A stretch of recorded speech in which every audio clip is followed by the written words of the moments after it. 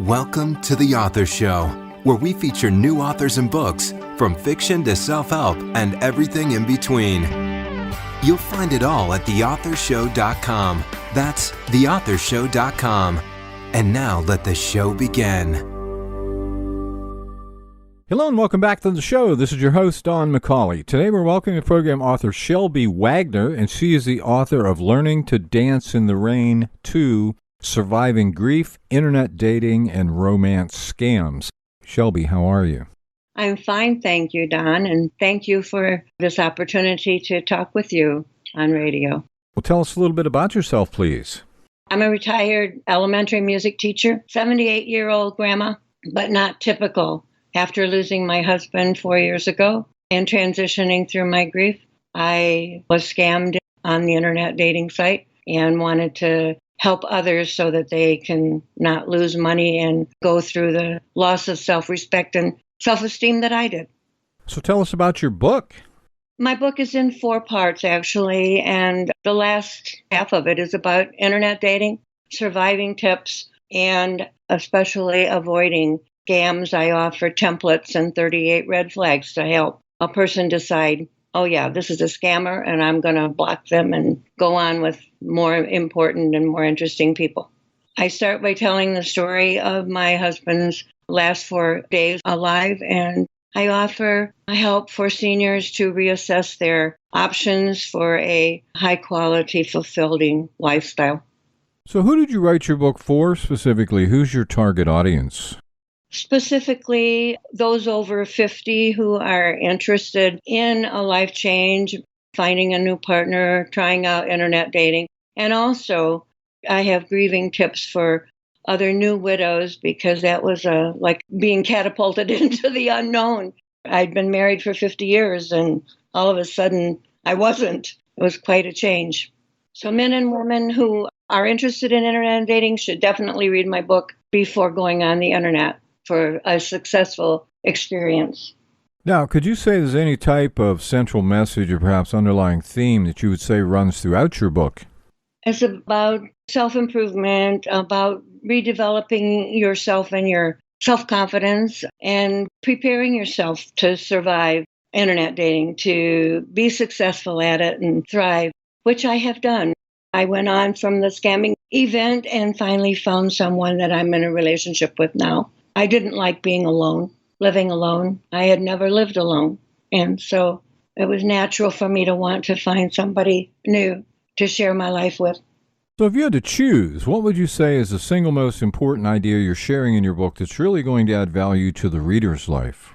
I think there are a couple places, and one of them is in the grieving, because a lot of people think they're too macho to grieve, and they really do need to grieve in order to heal and move on with their life. And then people really need to know the dangers of telling too much to online daters, to strangers, because you can't believe what you hear or what you read on the internet. You just have to deal with it and find out the best you can from there. So if you compare your book with any book out there we might already be familiar with, which book would it be and why? For the grieving part, Kim Murdoch wrote a wonderful book called Left Behind. And I related to that very much as far as the grieving part of my life goes. Another book by, I think, C.Q. Queen talks about what internet dating scams are, what homegrown scams are. She's very, very thorough. The entire book is giving you information to help you avoid being scammed. So what inspired you to write this book? Well, the scamming incident actually motivated me to share my story so that others could avoid going through what I did. Well, even my partner, he was on dating sites off and on for about 6 years, and he shares ideas about the scamming and avoiding them.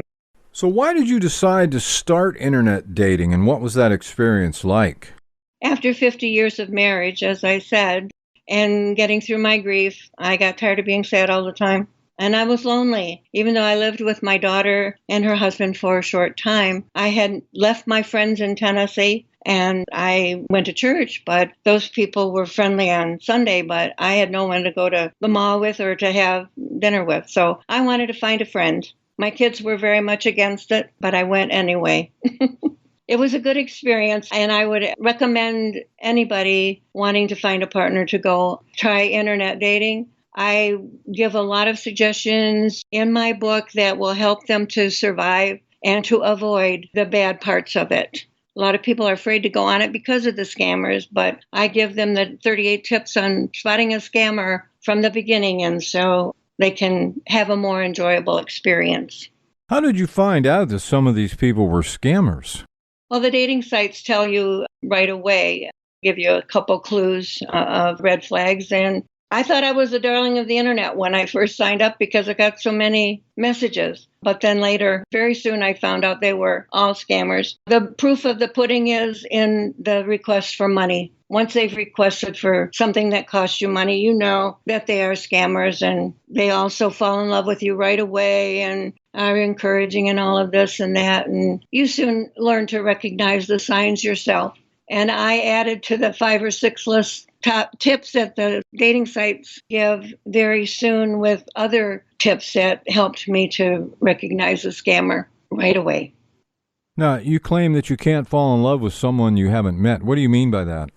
Well, I was looking for chemistry. I was looking for a feeling. And I can say a lot of times the scammers use fake, other people's pictures and other people's profiles to grab your attention. And golly, I got some very handsome looking men over 60 that were interested in me. And it was very obvious quickly that some of the phrases were similar. I had read them before. Many of them had asked me to move to a different platform to talk, and that's the first clue you have that that person is a scammer. The feeling is different when you're in person, and maybe you don't really enjoy the same food. Maybe that person tries to push you into doing something you don't want to do. Maybe they pick their teeth. It's just not the same in person. And you can like them in what they have written. They've had time to think about that, but it's just different. And I chose to refuse to fall in love immediately because that's what the scammers do. And I'm not a scammer. So what was your first date like? Oh, wow. That was the funniest event that I ever almost caused me to cancel the whole thing. We scheduled a date right away, and he was an hour away. So we met halfway at a Bob Evans, and I primped and made myself as attractive as I could. And I drove to the place. I was scared to death, very nervous. And when I walked into the Bob Evans and I looked around, here was this man waving at me way back in the back, and he had hair all over his head and a beard yay long and unkempt. And I thought, oh dear, what have I got myself into? And so I went on and introduced myself and so on, sat down. We had a very good conversation, and I really enjoyed myself.